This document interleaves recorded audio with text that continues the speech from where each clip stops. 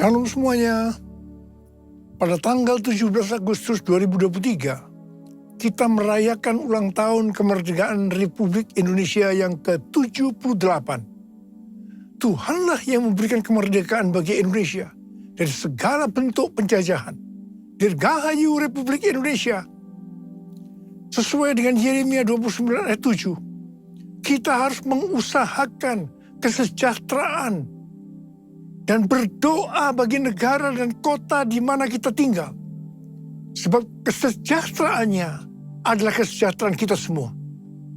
Pemilihan umum akan dilaksanakan pada tanggal 14 Februari 2024. Kita berdoa agar diberikan presiden yang takut akan Tuhan, nasionalis, Pancasilais, dan toleran. Damailah Indonesiaku, damailah Indonesiaku, damailah Indonesiaku. Damailah Indonesiaku, damailah Indonesiaku. Lawatan Allah terjadi, damailah Indonesiaku.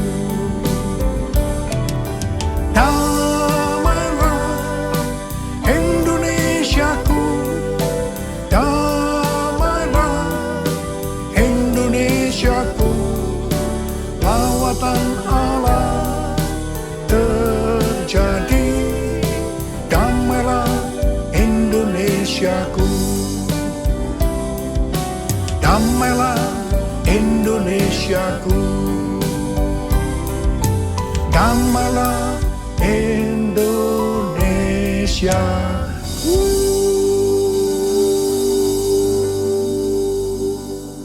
Pada bulan Agustus ini, yang merupakan bulan yang bersejarah bagi bangsa Indonesia, Tuhan juga mengingatkan kepada kita yang percaya bahwa kita sudah dimerdekakan dari penjajahan hukum dosa dan hukum maut.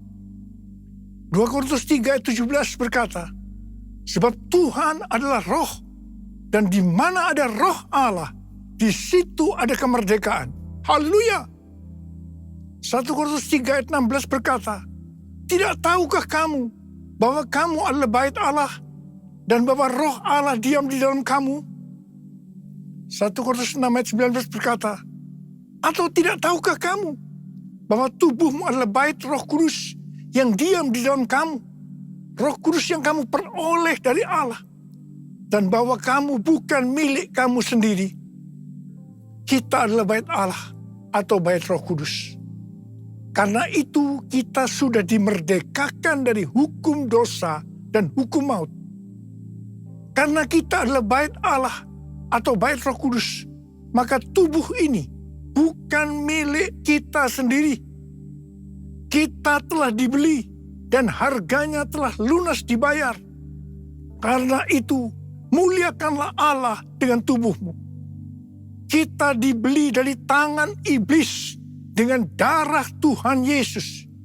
Ya, sebelum kita percaya kepada Tuhan Yesus, kita di bawah kekuasaan iblis.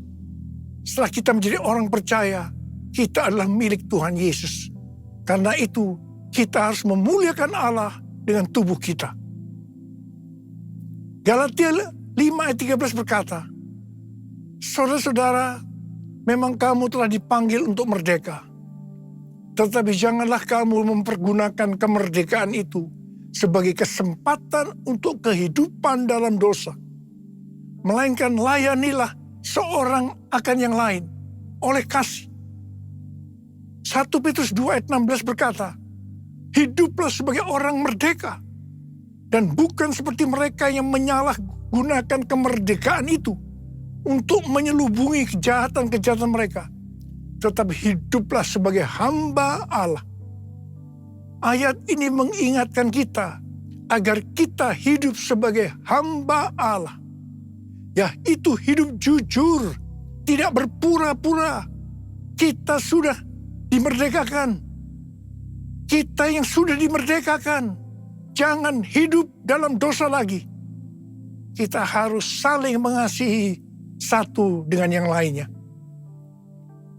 Roma 6 ayat 22 berkata, Tetapi sekarang, setelah kamu dimerdekakan dari dosa, dan setelah kamu menjadi hamba Allah, kamu beroleh buah yang membawa kamu kepada pengudusan, dan sebagai kesudahannya ialah hidup yang kekal.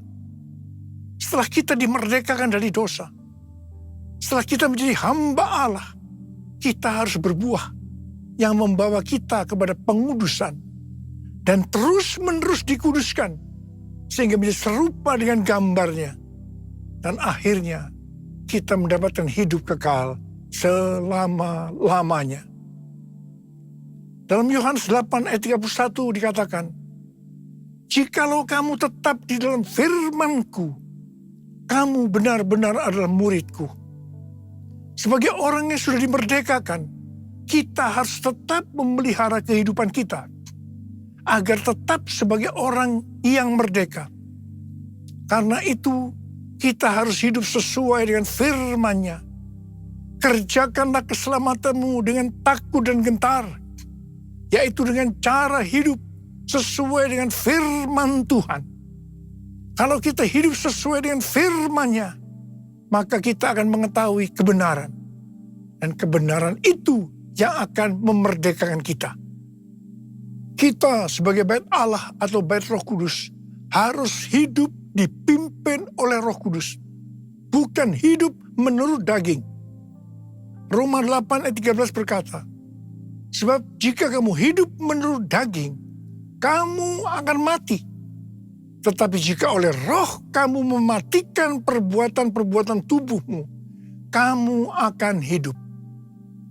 Galatia 5 ayat 19 sampai 21 berkata, "Perbuatan daging telah nyata, yaitu percabulan, kecemaran, hawa nafsu, penyembahan berhala, sihir, perseteruan, perselisihan, iri hati, amarah, kepentingan diri sendiri, percideraan, roh pemecah, kedengkian, kemabukan, pesta pora, dan sebagainya.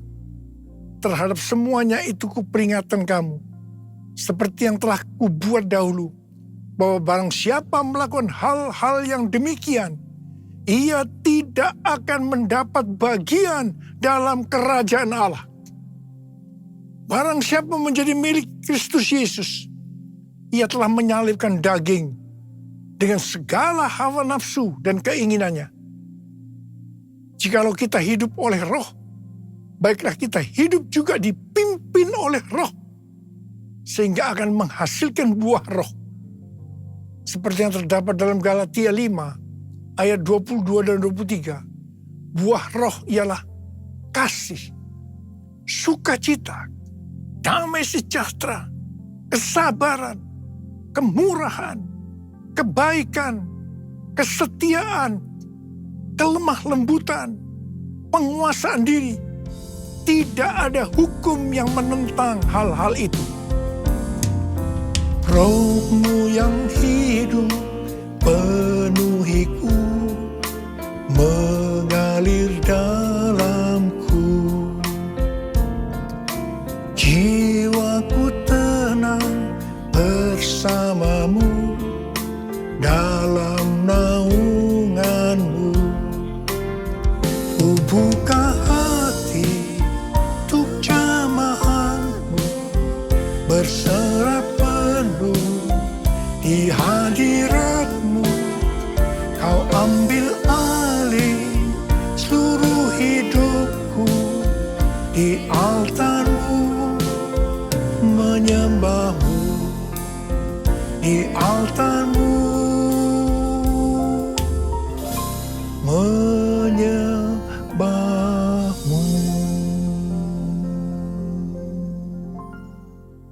Daud adalah seorang yang sangat mengasihi Allah. Daud merindukan untuk mendirikan bait Allah. Tetapi Tuhan tidak mengizinkan karena Daud seorang prajurit yang banyak menumpahkan darah. Tuhan mengatakan yang akan mendirikan bait Allah adalah Salomo, anaknya. Meskipun demikian, Daudlah yang mempersiapkan segala sesuatunya untuk membangun bait Allah itu. termasuk menyediakan emas, perak, tembaga, besi, kayu, batu permata. Daud juga yang membuat blueprintnya. Daud berkata bahwa Tuhanlah yang memberikan ilham kepadanya untuk memberikan petunjuk tentang segala pelaksanaan rencana itu. Secara pribadi, Daud juga mempersembahkan emas dan perak untuk pembangunan itu. Pada waktu Daud menantang bangsa Israel untuk memberikan sumbangan untuk pembangunan Bait Allah, dikatakan bangsa itu bersuka cita karena memberi dengan rela dan tulus ikhlas. Demikian juga dengan Daud, dia sangat bersuka cita. Kita harus membangun Bait Allah yang adalah tubuh ini.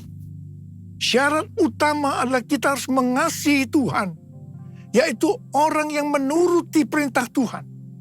Salah satu bentuk kita mengasihi Tuhan adalah dengan memberikan persembahan secara materi kepada Tuhan dan kepada sesama. Memberi persembahan secara materi ini bukan hanya dilakukan oleh orang yang hidupnya berkelimpahan saja, tetapi termasuk bagi orang yang berkekurangan. Pada waktu kita memberi, seperti yang terjadi kepada Daud dan bangsa Israel, maka kita akan mengalami sukacita yang berlimpah. Kisah para Rasul 20 ayat 35 berkata, adalah lebih berbahagia memberi daripada menerima. Sukacita ini akan kita alami kalau kita memberi. Dan hati yang gembira adalah obat yang manjur. Haleluya! 1 Korintus 3 ayat 10 sampai dengan 15 berkata, bahwa kita membangun Bait Allah yang adalah tubuh ini dengan dasar Yesus Kristus. Sesuai dengan kasih karunia Allah yang dianugerahkan kepadaku. Aku sebagai seorang ahli bangunan yang cakap telah meletakkan dasar dan orang lain membangun terus di atasnya. Tetapi tiap-tiap orang harus memperhatikan bagaimana ia harus membangun di atasnya. Karena tidak ada seorang pun yang dapat meletakkan dasar lain daripada dasar yang telah diletakkan, yaitu Yesus Kristus. Entahkah orang membangun di atas dasar dengan emas, perak, batu permata, kayu, rumput kering, atau jerami. Sekali kelak, pekerjaan masing-masing orang akan nampak. Karena hari Tuhan akan menyatakannya. Sebab ia akan nampak dengan api. Dan bagaimana pekerjaan masing-masing orang akan diuji oleh api itu. Jika pekerjaan yang dibangun seseorang tahan uji, ia akan mendapat upah. Jika pekerjaan terbakar, ia akan menderita kerugian. Tetapi ia sendiri akan diselamatkan. Tetapi seperti dari dalam api. Pertanyaannya, bahan apa yang kita gunakan? Apakah dengan bahan emas, perak, batu permata, atau bahan kayu, rumput kering atau jerami? Semuanya itu akan nampak pada hari Tuhan saat pekerjaan kita diuji dengan api.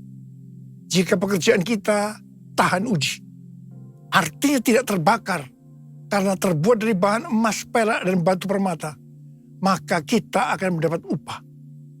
Tetapi sebaliknya, kalau pekerjaan itu terbakar karena bahan yang digunakan adalah kayu, rumput kering, jerami, maka akan mendapat kerugian. Selamat sih selamat, tetapi seperti keluar dari dalam api. Artinya hampir-hampir tidak diselamatkan. Hampir-hampir tidak diselamatkan dapat diartikan kehilangan upah atau pahala. Kedudukan yang rendah di sorga.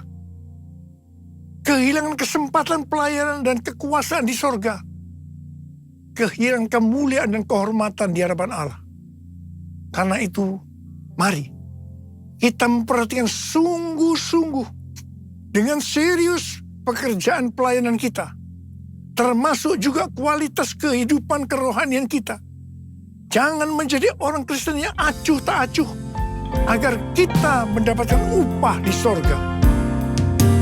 Nothing can tear me away from your love, Lord. Nothing can separate your heart from mine. Nothing can tear me away from your love, Lord.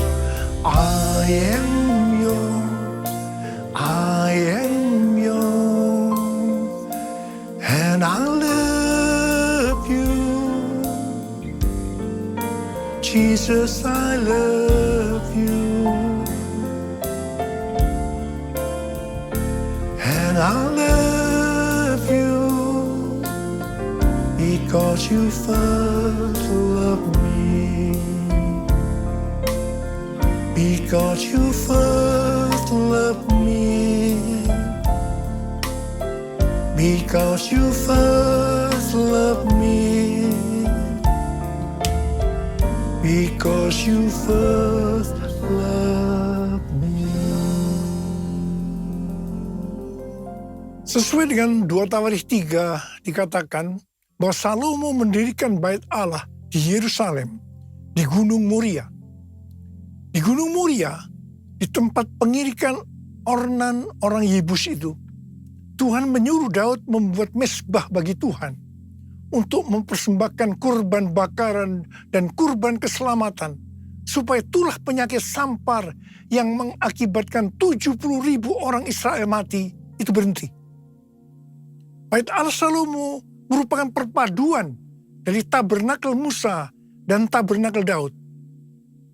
Tabernakel Musa berbicara tentang hukum Allah, sedangkan tabernakel Daud berbicara tentang doa, pujian, dan penyembahan.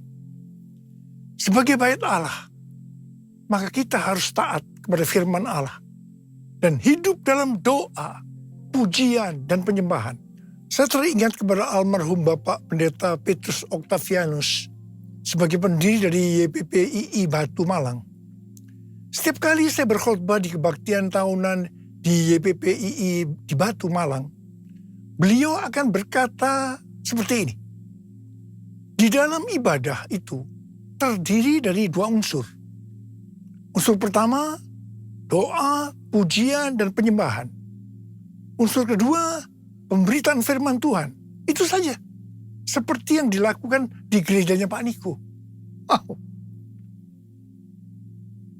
Di Gunung Moria, tempat dari bait Allah Salomo, adalah tempat di mana Tuhan meminta kepada Abraham untuk mempersembahkan Ishak sebagai kurban bakaran. Saya percaya bagi Abraham hal itu pasti sangat sulit untuk dimengerti. Ishak diberikan kepada Abraham dan Sarah pada masa tuanya, di mana mereka sudah tidak mungkin mempunyai anak lagi. Ishak adalah anak tunggal. Hati Abraham sangat dekat kepada Ishak. Dan tiba-tiba Tuhan meminta kepada Abraham agar Ishak dipersembahkan sebagai kurban bakaran. Dalam hal ini Tuhan menguji Abraham. Apakah Abraham lebih mengasihi Tuhan dibanding mengasihi Ishak? Ternyata dalam pergumulan yang sangat berat ini, Abraham menang. Abraham lebih mengasihi Tuhan ketimbang mengasihi Ishak. Abraham keluar sebagai pemenang dalam pergumulan ini karena rela berkorban. Perlu pengorbanan untuk menjadi pemenang. Setelah Abraham lulus dalam ujian ini, Abraham diberkati Tuhan berlimpah-limpah-limpah. Kalau kita menginginkan pengurapan, kuasa, dan berkat yang berlimpah-limpah seperti yang diterima oleh Abraham, maka kita harus mengasihi Tuhan lebih dari yang lain-lain, termasuk keluarga, uang, harta, kedudukan, harga diri, dan lain-lain. Ini perlu pengorbanan. Untuk menjadi pemenang, sekali lagi saya katakan perlu pengorbanan. Dalam Roma 12 ayat 1, kita diminta untuk mempersembahkan tubuh ini sebagai kurban persembahan yang hidup, kudus, dan berkenan kepada Tuhan. Itu adalah ibadah kita yang sejati. Untuk bisa mempersembahkan tubuh ini sebagai persembahan yang hidup, artinya tidak mati rohani, tidak suam-suam kuku, kudus, dan berkenan kepada Tuhan. Perlu pengorbanan. Tidak benar kalau ada orang yang mempunyai pengertian bahwa setelah lahir baru, kita bebas melakukan apa saja. Dengan alasan pasti Roh Kudus yang memimpin. Pasti Roh Kudus yang menuntun. Sehingga Bapa akan tersenyum. No, justru kita harus berusaha sungguh-sungguh untuk mempersembahkan tubuh ini sebagai persembahan yang hidup, kudus, dan berkenan kepada Tuhan. Sekali lagi, perlu pengorbanan. Mari kita katakan bersama-sama, Bapa, ku persembahkan tubuhku sebagai persembahan yang hidup, kudus, dan yang berkenan padamu sebagai ibadah yang sejati. Ku sembah Kau Tuhan, ku sembah Kau Tuhan, ku serahkan hidupku kepadamu untuk kemuliaan nama-Mu.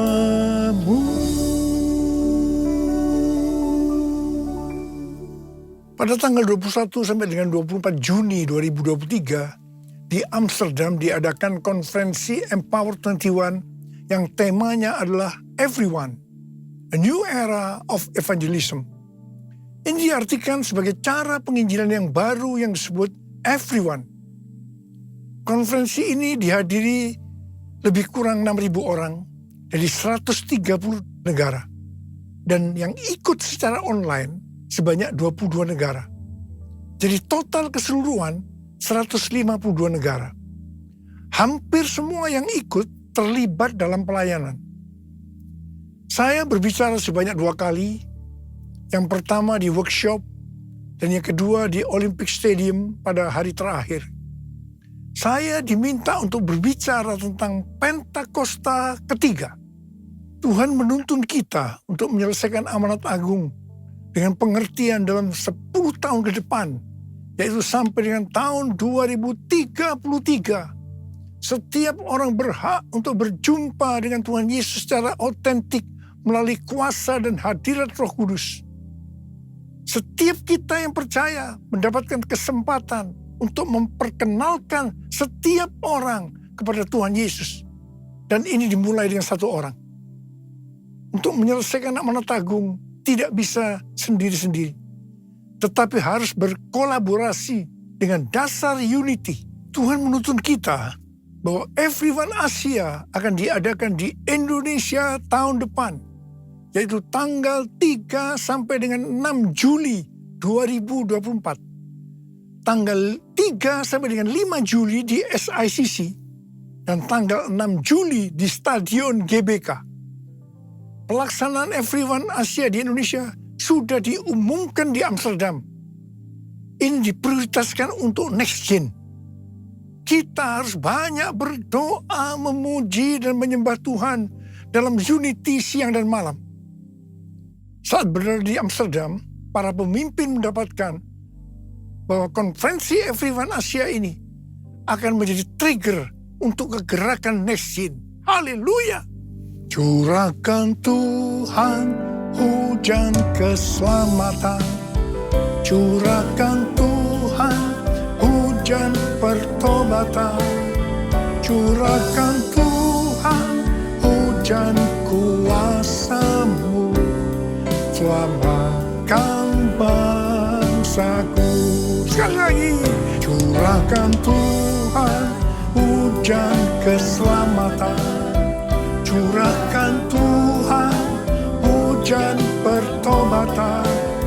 Curahkan Tuhan hujan kuasa-Mu. Selamatkan bangsaku. Mari angkat tangan kita. Kita berbahasa roh sama-sama. Oh, ya la la la bara bara bara bara bara bara bara bara bara bara bara bara bara bara. Curahkan kuasa-Mu ya Tuhan, curahkan kuasa-Mu. Selamatkan bangsa kami ya Tuhan, curahkan ya Tuhan kuasa-Mu. curahkan Bang. Kuatkan Tuhan, curahkan ya Bapa, ya Bapa. Oh, damailah Indonesiaku, damailah Indonesiaku, damailah Indonesiaku. Damailah Indonesiaku, damailah Indonesiaku. Lawatan Allah terjadi, damailah Indonesiaku, damailah Indonesiaku, damailah Indonesiaku, damailah Indonesiaku. Lawatan Allah terjadi, damailah Indonesiaku, damailah Indonesiaku, damailah Indonesia.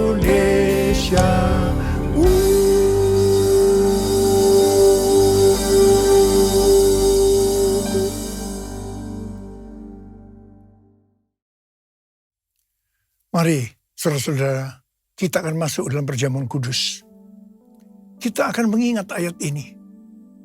Sebab setiap kali kamu makan roti ini dan minum cawan ini, kamu memberitakan kematian Tuhan sampai Ia datang. Perjamuan kudus adalah perjamuan Tuhan Yesus sendiri. Setiap kali kita masuk dalam perjamuan kudus, Tuhan Yesus selalu berkata, biarlah ini menjadi peringatan akan daku. Peringatan akan daku. Karena itu mari arahkan hati kita kepada kebaikan Tuhan. Kita akan mengingat kebaikan Tuhan. Mari tundukkan kepala. Bapa, siapakah kami sebelum kami mengenal Engkau?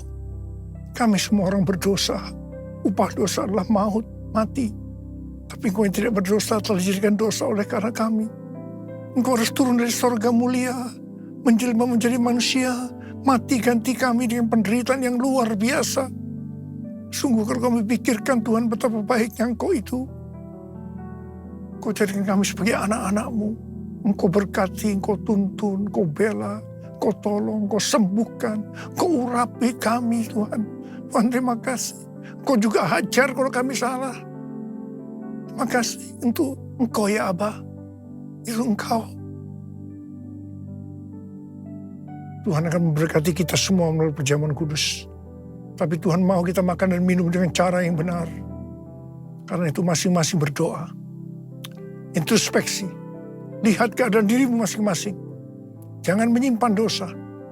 Kalau ada dosa yang Tuhan ingatkan, langsung minta ampun. Langsung minta ampun supaya diberkati Tuhan. Ampuni kami Tuhan. Ampuni, ampuni, ampuni kami. Ampuni ya Abah, ampuni. Kau melihat anak-anak-Mu yang sedang berdoa, meminta ampun pada Tuhan. Ampuni ya Tuhan. Layakkan kami masuk dalam perjamuan kudus. Kami akan masuk dalam perjamuan kudus dengan hati yang penuh ucapan syukur. Dalam nama Yesus. Amin.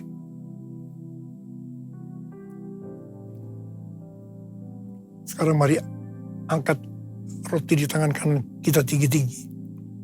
Sebab apa yang telah kuteruskan kepadamu telah aku terima dari Tuhan. Yaitu bahwa Tuhan Yesus pada malam waktu Ia diserahkan mengambil roti. Dan sesudah itu Ia mengucap syukur atasnya. Ia memecah-mecahkannya dan berkata, inilah tubuhku yang diserahkan bagi kamu. Perbuatlah ini menjadi peringatan akan aku. Tuhan dikasih Tuhan.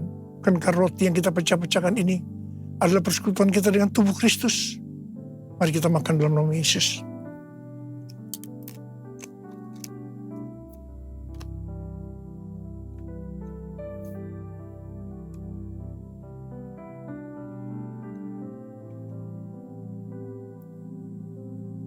Angkat cawan di tangan kanan kita tinggi-tinggi.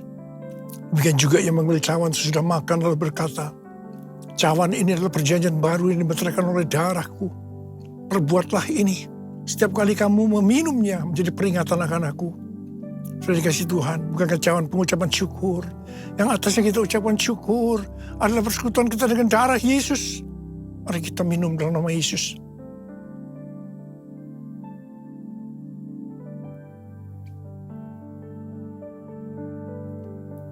tangan kita. Ucapkan syukur dan terima kasih dengan suara. Jangan diam. Tuhan terima kasih ya Tuhan. Tuhan terima kasih ya Tuhan. Terima kasih ya Tuhan, terima kasih ya Tuhan. Terima kasih ya Tuhan, terima kasih ya Tuhan.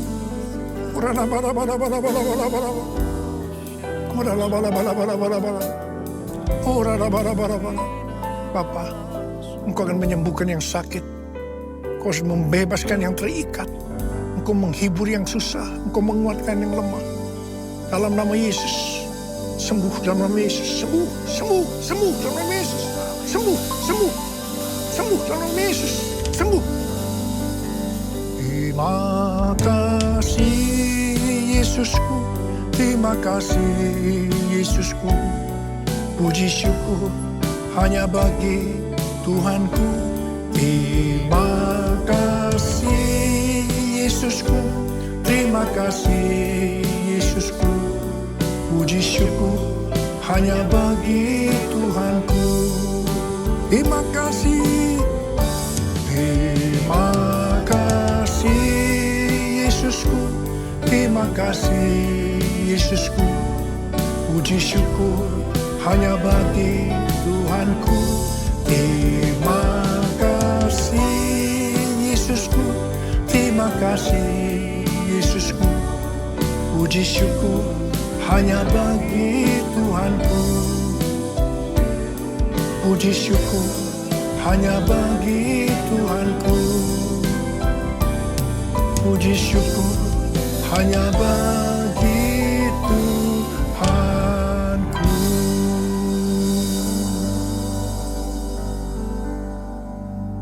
Sekarang terimalah berkat Tuhan.